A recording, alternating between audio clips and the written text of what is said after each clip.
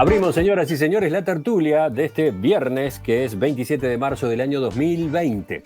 Y lo hacemos saludando a los integrantes de la mesa habituales, pero claro, en este formato de emergencia, entre comillas, cada uno en su casa, bien encerradito, no se mueve nadie. ¿Por quién empiezo? Y voy por orden alfabético. Alejandro Aval, buen día. Buenos días, Emiliano, Gustavo, también para Gonzalo, Juan, y supongo que Mauricio, que debe estar escuchando. Mauricio capaz que está escuchando, decís tú, bueno, sí, dentro de un rato averiguamos a ver si estaba escuchando. Sigo. Fernando Butazzoni, buen día. Buen día para todos. Juan Grompone. Buen día para todos también. Y por último, Gonzalo Pérez del Castillo, ¿qué tal? Muy buenos días para todos. Bueno. Y para el ruso, si está ahí. El ruso, déjalo ahí, es como un fantasma que hoy va a rodear esta tertulia. ¿Qué irá a decir? ¿Qué irá a decir el ruso? No sé. Pero nosotros vamos al primero de los temas. La noticia inevitable en una conversación como esta hoy, el anuncio que se hizo anoche en la Torre Ejecutiva. Bueno, claro, estamos ocupándonos de este tema desde hoy temprano. Ustedes saben lo principal. El Poder Ejecutivo informó que enviará un proyecto de ley al Parlamento para rebajar por 2 meses los salarios y jubilaciones de funcionarios públicos que excedan los 80.000 pesos líquidos, de modo de obtener recursos para mitigar el impacto económico y social de la epidemia del coronavirus. El presidente Luis Lacalle Pou adelantó en esa conferencia de prensa que las retribuciones comprendidas en la medida aportarán entre 5 y 20%, que habrá franjas. La ministra de Economía y Finanzas, Azucena Arbeleche, será la encargada de notificar hoy la cantidad y las áreas de funcionarios abarcados por la medida, también las franjas de descuento salarial. Por lo pronto, sí se puntualizó ayer que los trabajadores de la salud del Estado quedan excluidos de la rebaja.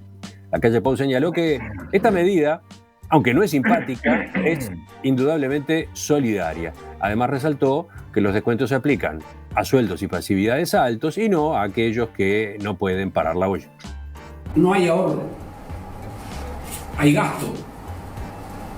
Nosotros no le vamos a descontar del salario a los públicos ni a los políticos para ahorrar, es para gastar. Esto es para la gente. Esto es solidaridad pura por parte de la sociedad. Eso no tiene nada que ver con el ahorro. Cuando decidimos tomar esta medida extrema es porque vamos a gastar, porque se necesita gastar. Y ustedes saben todas las cosas que el Uruguay está necesitando hoy.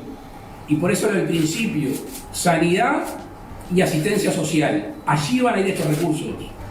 No es para el ahorro va por otro lado.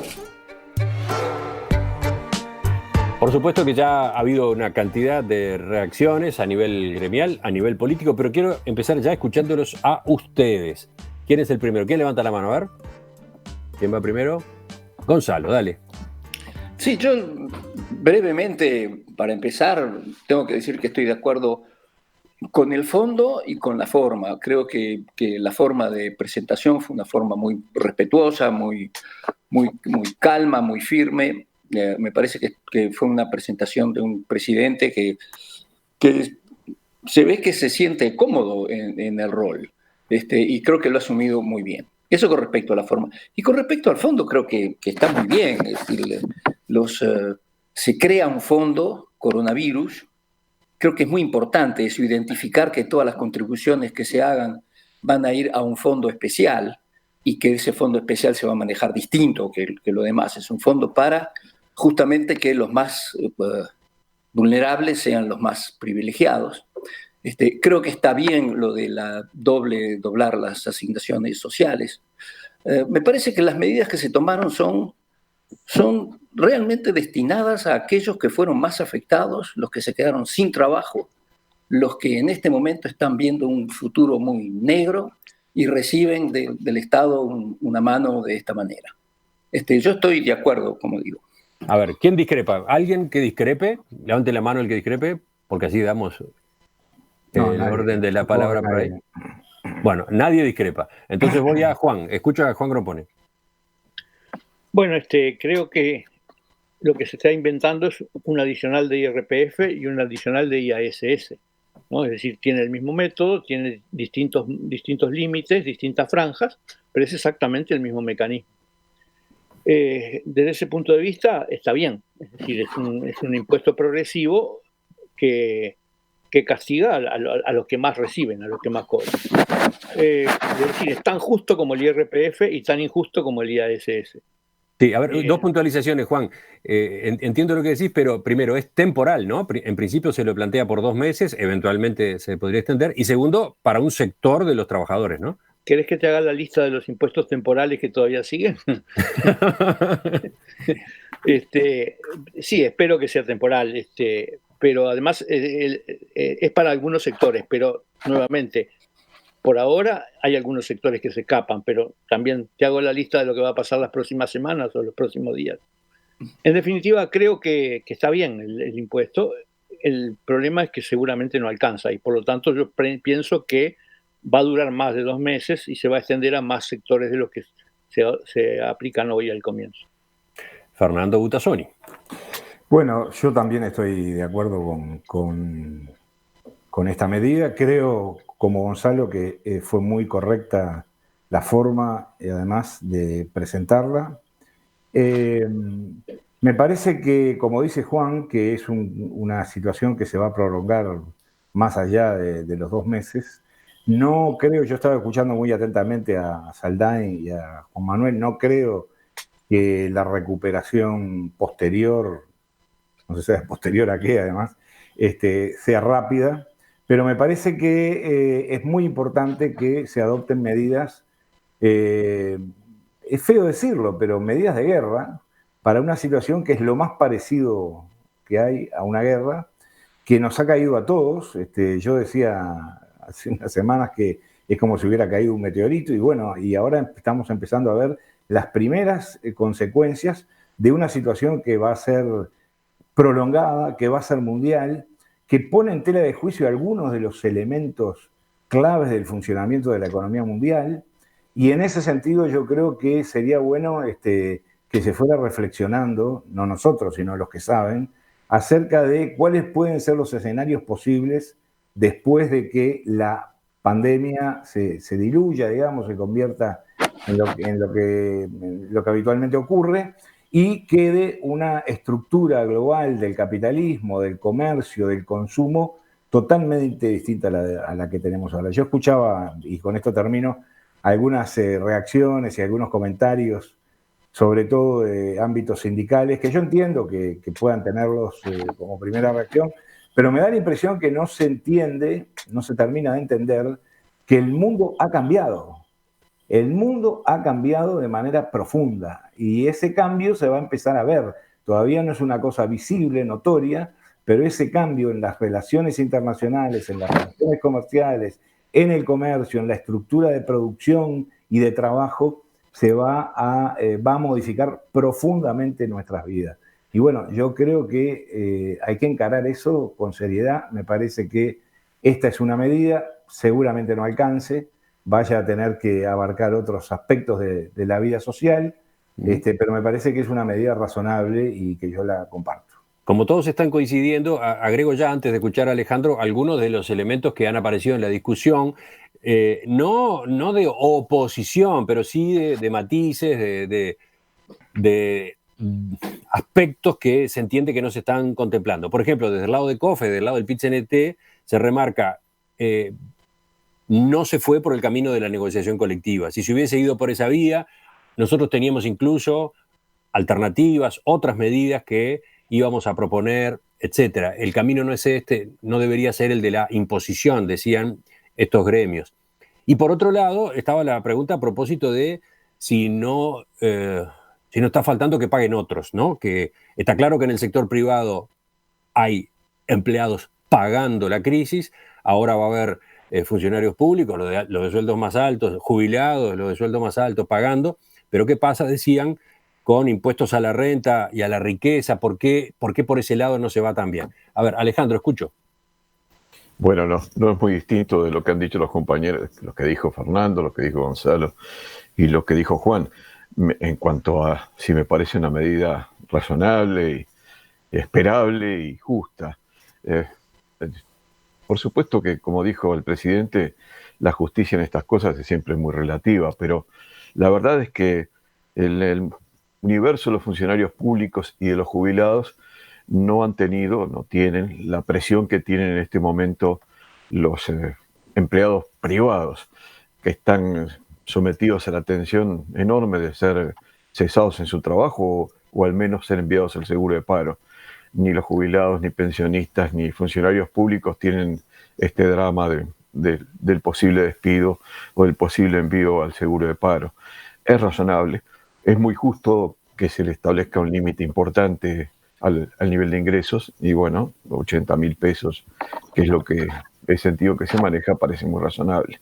En cuanto a lo que decías tú, Emiliano, de la parte de lo que dijo José hoy de mañana en particular, sobre Rogelio López, cuando lo entrevistamos hoy temprano, el secretario general de COFE.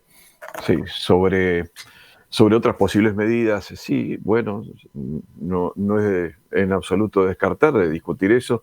Vi que hay instalada una discusión entre los economistas sobre todo entre economistas, sobre los efectos de un transitorio aumento del IRA, el IRPF, impuesto al patrimonio.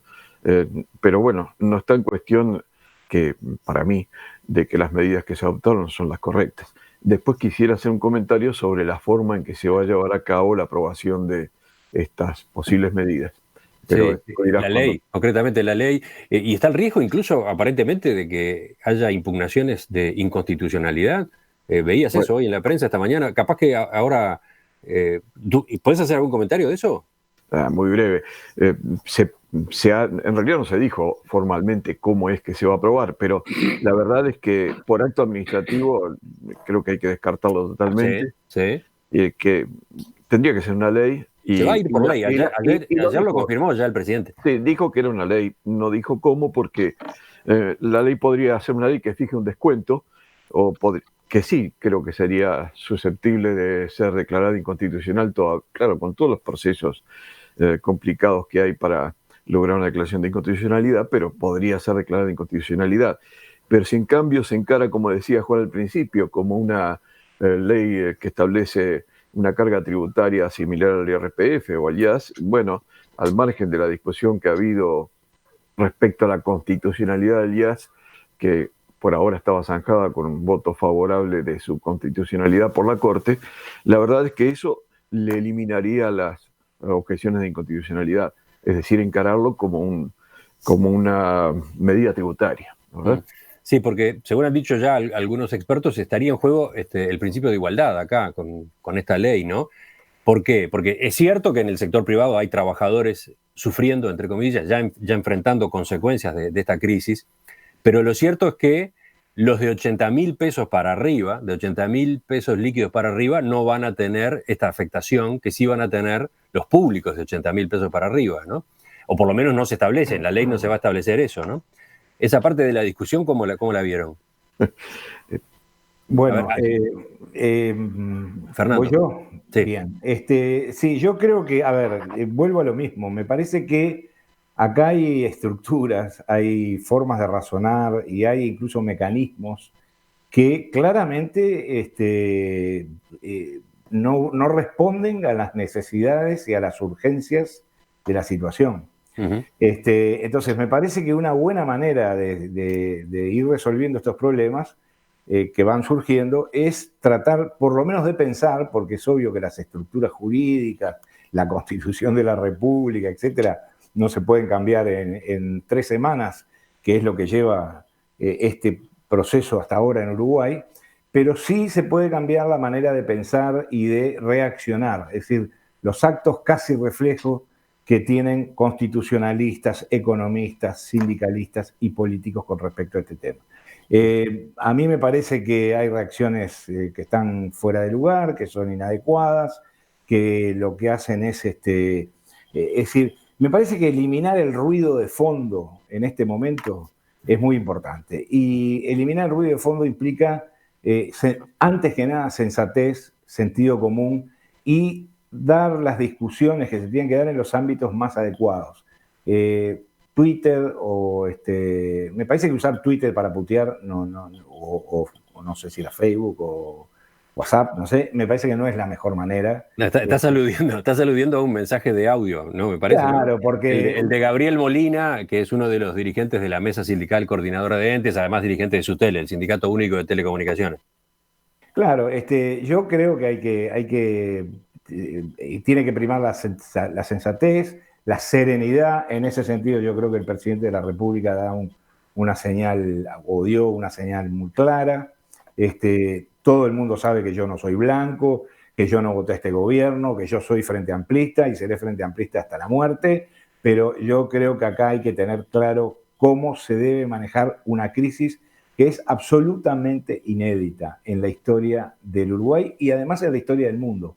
Es muy distinta a las guerras mundiales, entre otras cosas porque la velocidad del golpe y el alcance del golpe ha sido extremadamente superior. Entonces, me parece que eso de, bueno, cuestionar si es justo, veremos los caminos para que el esfuerzo sea conjunto, para que sea más justo, para que no se cometan disparates, para que no se excedan los poderes, pero me parece que hay que tener un principio de serenidad y de apoyo a una situación que va a ser muchísimo más grave de lo que es hoy.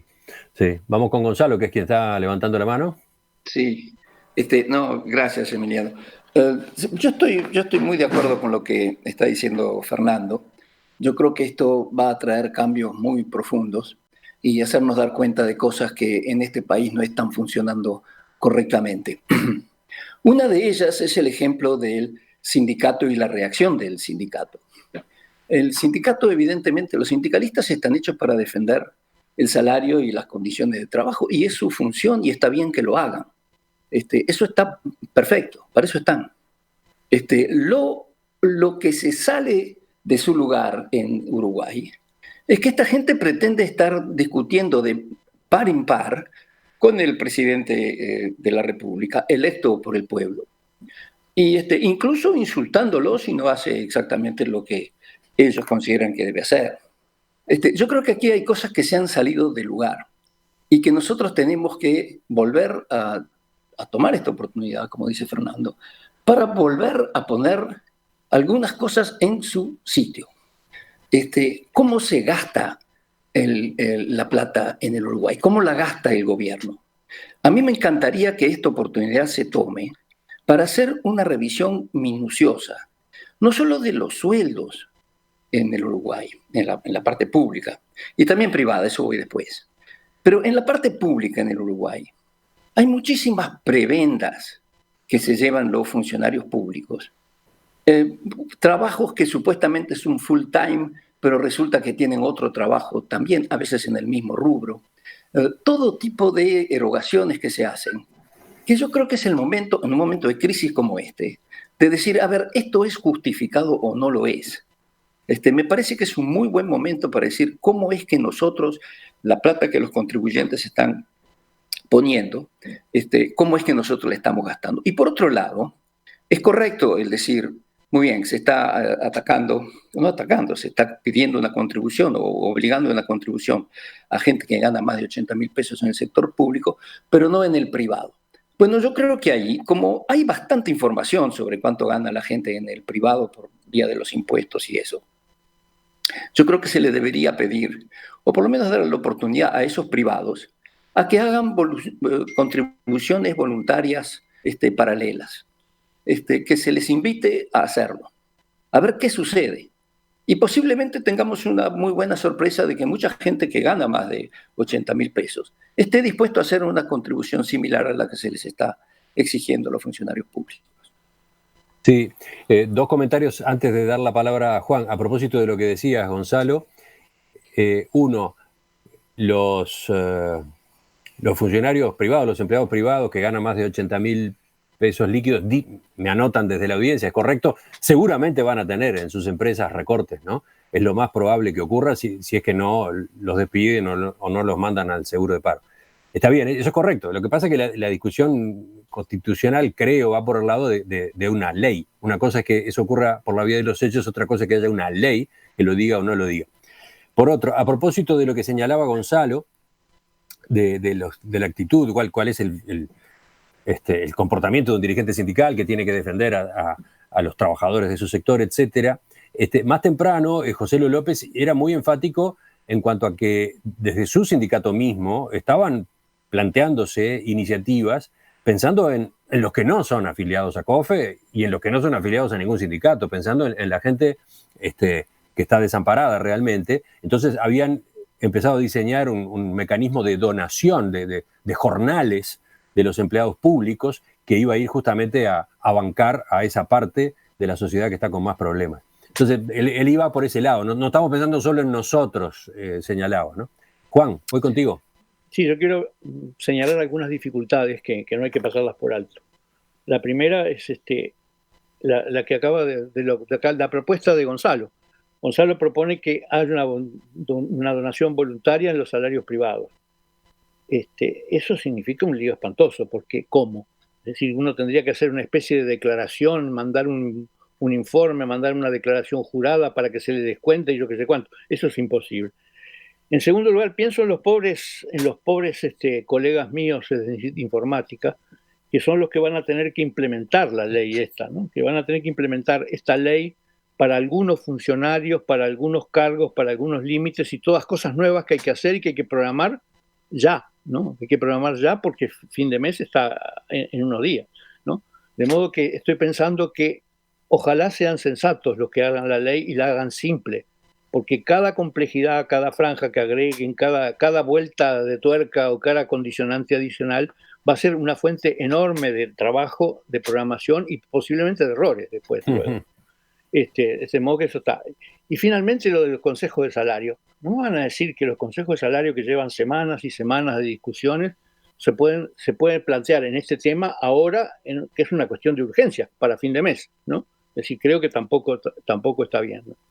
Es decir, en otras palabras, pienso además también las dificultades de los que están redactando la ley, porque yo sin tener nada que ver con el derecho, sino solo desde afuera, me imagino que es tan difícil redactar esta ley, precisamente para no ser inconstitucional, que es casi imposible. No veo cómo se puede segregar a un tipo de ciudadanos de otro tipo de ciudadanos, por ejemplo, a los ciudadanos de la salud, de los ciudadanos no de la salud, empleados públicos. Es decir, hay que hacer malabarismos desde el punto de vista legal para que no sean inconstitucionales esos malabarismos. Sí, es decir, que creo que hay una cantidad de dificultades que pienso que ojalá se resuelvan en los pocos días que tienen para hacerlo, ¿no?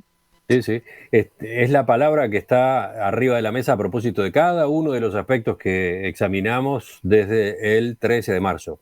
Complejo, complejidad, desafío, entrevero, la necesidad de ir sobre la marcha corrigiendo, ¿no? Bueno, ayer el propio presidente dijo que las medidas no están agotadas, que va a seguir habiendo medidas, más allá de que estas concretamente anoche, cuando se hizo la conferencia de prensa, todavía no estaban redactadas. Claramente el día de hoy iba a ser para afinar bien las disposiciones, los artículos, por eso la conferencia de prensa con los pormenores va a estar a cargo hoy de la ministra de Economía, Susana Arbeleche. Eso fue lo que se anticipó. Alejandro, sobre el final de este segmento, vuelvo contigo por si querías agregar algo en el terreno jurídico, justamente. Bueno, primero quería hacer un comentario sobre lo último que dijo Juan, que lo vengo pensando desde que comenzamos a conversar ahora sobre estos temas. Lo que decía por su lado José López respecto a que hubiera sido muy bueno que se incluyera una discusión sobre este asunto en el Consejo de Salarios. Es imposible, digo, no es que sea imposible plantearlo, es imposible plantearlo con la celeridad que requiere resolver estas cuestiones hoy día. El Consejo de Salarios, aún el Consejo Superior, requiere todo un mecanismo que, bueno, exige tiempo. Y por supuesto no se resuelven las cosas ahí ni en una semana ni en dos. En cuanto a la igualdad, la igualdad es por categorías, no es una igualdad absoluta. Es decir, si hay elementos suficientes para que sea tratado en forma desigual a alguien, entonces se sigue respetando el principio de igualdad. En el caso, por lo pronto, y salta a la vista que hay una diferencia entre la situación de los funcionarios privados y los jubilados y los funcionarios públicos. ¿Por qué? Y bueno, porque ni los funcionarios públicos ni los jubilados y pensionistas se ven afectados por dos cosas que sí se ven afectados, por tres en realidad, tres cosas que sí se ven afectados los privados. Por lo pronto se ven afectados por la posibilidad de ser despedidos, es decir, el cese de la relación laboral. Se ven afectados por la posibilidad de que se les disminuya forzadamente, pero en los hechos, sus remuneraciones. Y en tercer lugar, se ven afectados hasta por las posibilidades de ser enviados al seguro de paro. Ninguna de estas cuestiones le cabe a los funcionarios públicos, de manera que, bueno, el principio de igualdad por categoría seguiría siendo respetado. Básicamente es lo que quiero decir. Se puede profundizar mucho en esto, Emiliano, pero sería muy largo. Estaba mirando, mientras los escuchaba, los mensajes que nos llegan por WhatsApp y que son una avalancha, realmente fantástica la participación de la audiencia, lo pendientes que están, evidentemente, nuestros oyentes y o televidentes, porque recuerden que ustedes pueden seguirnos también en video, ¿no? Acá, por ejemplo, tengo este mensaje, miren, de Federico, que está encantado con la transmisión esta que estamos desarrollando y que también permite ver a los tertulianos cada uno en su casa frente a la cámara. Bueno, ¿desde dónde nos está siguiendo? En Campaña, en Fray Marcos concretamente. Ahí estamos llegando con esta línea de comunicación que ustedes pueden seguir en YouTube, que ustedes pueden seguir en nuestro sitio web, radiomundo.ui. También estamos con video en Facebook, Facebook Live y por supuesto en Cardinal TV, en 76 empresas de televisión cable en el interior del país.